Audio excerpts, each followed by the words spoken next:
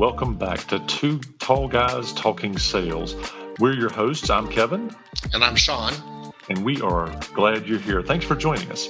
In this podcast, we talk about real sales issues, big and small, for salespeople, selling situations, and sales leadership.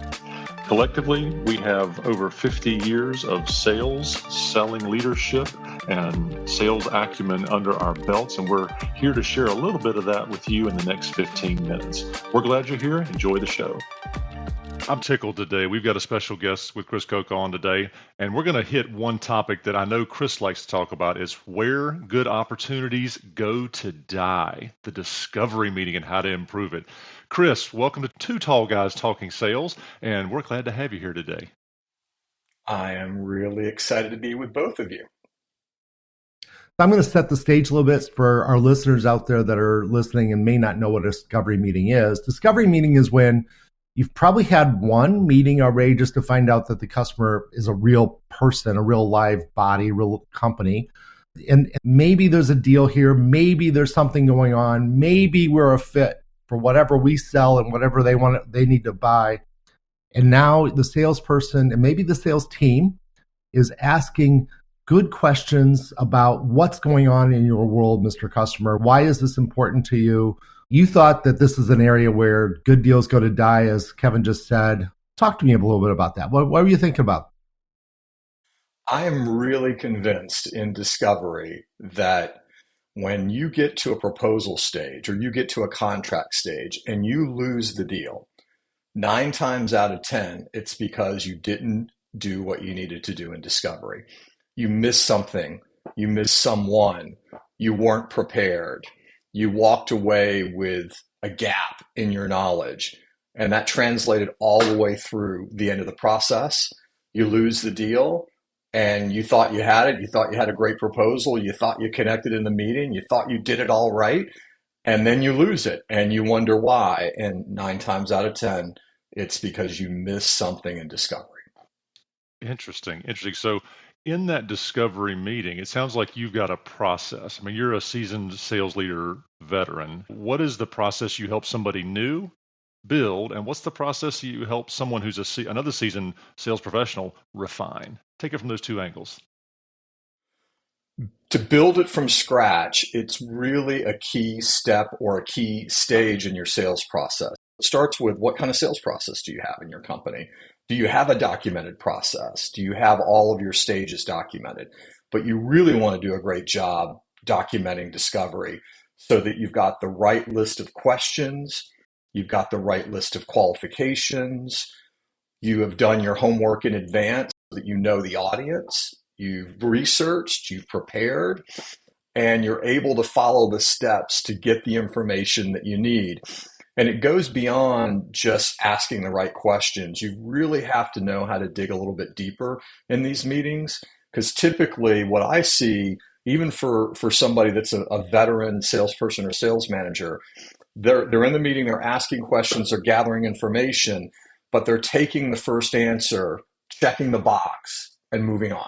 Because they have this whole list of questions. I've got 20 questions that I've got to ask. I just need to, kind of run through it and get as many answers as I can because I got a proposal that I got to put together. But the first answer is never the full answer. The first answer is never the full answer. You've got to probe. You've got to ask those probing questions to go a little bit deeper, to peel the onion, so that you get to the core of what that information is, especially if it's a new relationship and you don't have a lot of rapport, you're trying to build rapport. Normally, you're going to get a very high-level answer. You've got to dig a little bit deeper to get the right information. But that all ties back to that process and making sure that you know which questions you're going to ask and what information that you really need to gather. You need to have a process in order to really do a great job in discovery. Really interesting you said that. We just had Tom Daly on. Tom is down in Florida, part of Sales Acceleration, just like us. We talked a lot about being a business owner, being a business person when you're a salesperson and really understanding the business.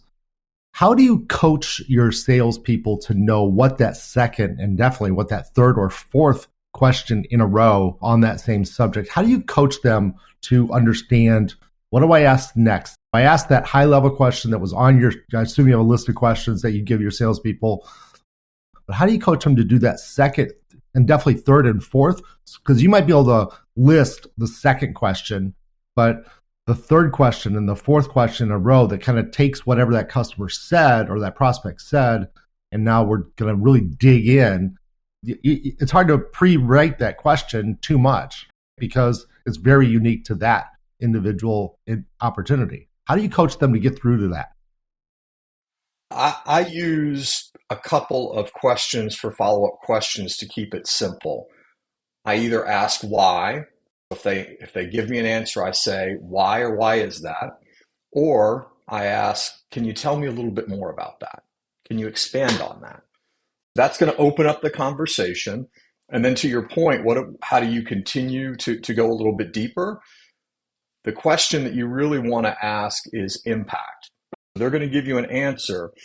And then that last question, that last series of questions are all around impact. Can you tell me what impact that has on you? How does that impact the company? How does that impact you personally? What have you done to try to solve that in the past? Why has that not worked for you? It's those impact questions that really get to the bottom of the pain that they're feeling or the need that they have and really understand where they're coming from and what they're trying to solve. Fantastic. When you say 9 out of 10 losses are a result of a miss during the discovery stage, that implies that we're doing, postmortems on anything we lose, the reasons, the backing up.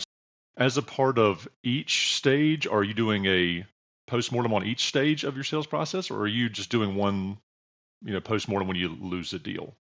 Tell me more about that. I do think that you have to calibrate.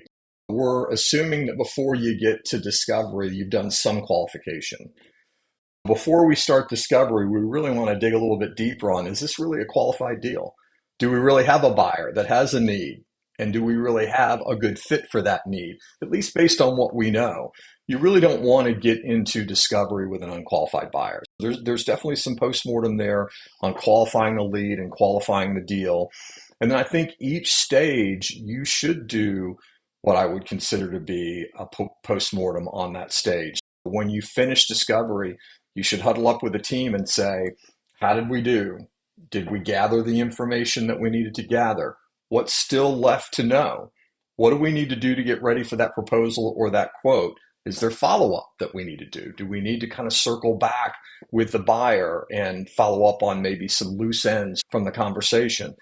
Each stage, you should be looking back and calibrating and making sure that you follow the sales process and that you feel really good that you've done everything that you can do to move forward in the sales process and that your probability of success is high because you've done it the right way each step of the way. I think you're really on top of something really critical for salespeople and sales leaders. Let's pick at that a little bit. I have been a victim of you must do a discovery meeting. A is a key word there, singular. But in our coaching practices, it's okay to not get a full discovery done in one meeting. We have to dispel that as a sales leader, that it's okay to have 2 discovery or multiple discovery meetings, because if we don't know what we don't know, it's often really challenging to do a great proposal. You want to lose a proposal? Do a bad one. Tell us how you help sales teams avoid that.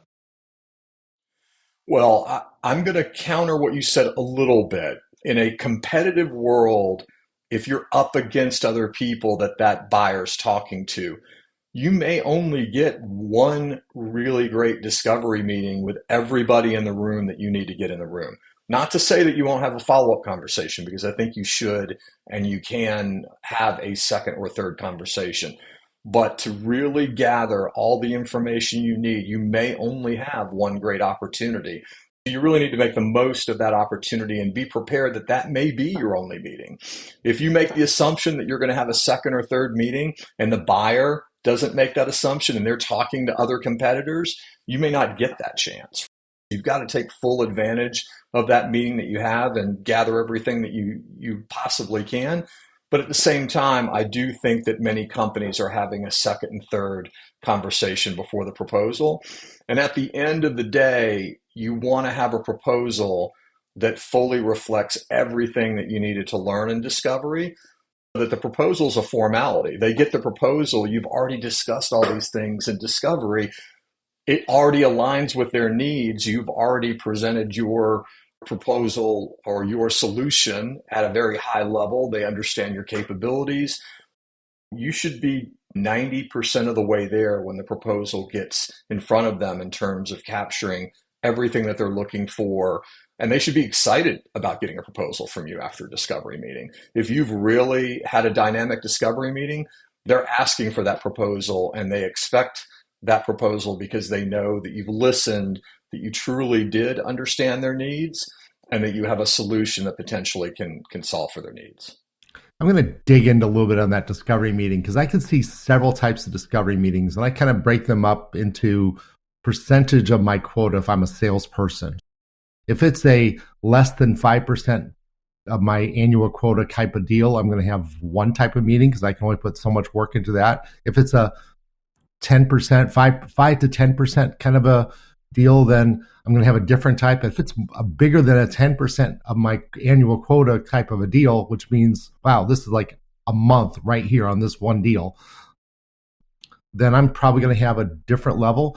One of the questions I like to ask in a discovery meeting is who that affects. You've done the what does that do for you kind of conversation a little bit, but who does that affect? And then if the answer to that who is not that the department manager, the VP that's in the room, that was the answer to the who, it's Sam over manufacturing and Sam's not in the meeting. I always like to say, well, can I meet with Sam? Is that okay? Can I call Sam up and have a separate quick meeting with Sam? I just want to get his perspective on this. Now, obviously that's the second or third kind of discovery meeting, which I get to your point that sometimes you don't have the right to do that. But that opens up the ability to say, especially if it's a bigger deal, I need to go meet with Sam because Sam's obviously going to have an influence on this decision. Even if he is not sitting in the meeting, he's going to have some influence on the final decision. Your thoughts on that? I think that's really, really important that you understand all the stakeholders of the decision and that you document all the stakeholders of the decision. In that case, it's a manufacturing manager. He's going to be a key influencer in the deal. He's not the buyer. He can't sign the contract, but he sure can kill the contract behind the scenes. He could say, I don't think that proposal will work for my manufacturing process, or I don't think that this company meets our requirements. You really need to understand and document those key stakeholders. That's part of discovery too, because when you're having discovery, you really want to understand, how does that company buy? Who's involved in the decision? How are they involved in the decision? And coming off of that meeting, if you hear about that manufacturing manager that's not in discovery and you understand that that person's a stakeholder, you should ask for a meeting, or you should ask for some sort of a connection to that person so that you can make sure that that person has everything they need to help make an informed discussion or an informed decision related to their weighing in on the proposal. You want to make sure they're armed with everything that they need so that they can be a positive influence behind the scenes and not a negative influence behind the scenes. And I'll tell you one more potential solve for that would be, I want that manufacturing manager in my proposal review. I have one more opportunity to sell that individual on supporting the proposal. They may not be in discovery, but they could be in the proposal meeting, especially if it's highly technical.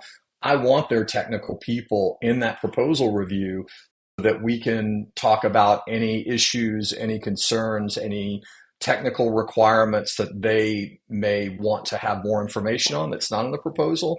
I want the opportunity to have a direct conversation and not rely on somebody else selling for me behind the scenes.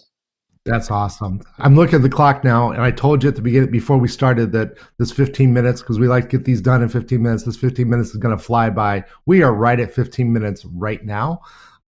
Chris, I have like 40 more questions I'd like to ask you about this whole process. Would you be able to be on next week for our podcast next week? Happy to come back. Thank you. Great. Thank you very much. Everybody out there in listener land, please come back next week. And we're going to listen to Chris talk about discovery meetings and a few other topics probably next week as well. Please come back next week and join us on Two Tall Guys Talking Sales. Thank you very much for joining us on this podcast of Two Tall Guys Talking Sales. We hope that we were able to share some valuable insight, valuable knowledge with you to make your selling adventures easier and more successful. Please join us every week. We drop these on Tuesday afternoon at 4:30 p.m. Eastern Time. Please subscribe to us in your favorite podcast player. Also, please join us on LinkedIn, where we do a CEO workshop, and that CEO workshop is dedicated monthly to big questions that CEOs are having and how to grow their business and drive sales. You can find us on LinkedIn. Just search for Two Tall Guys Talking Sales. Thank you very much. Have a great day.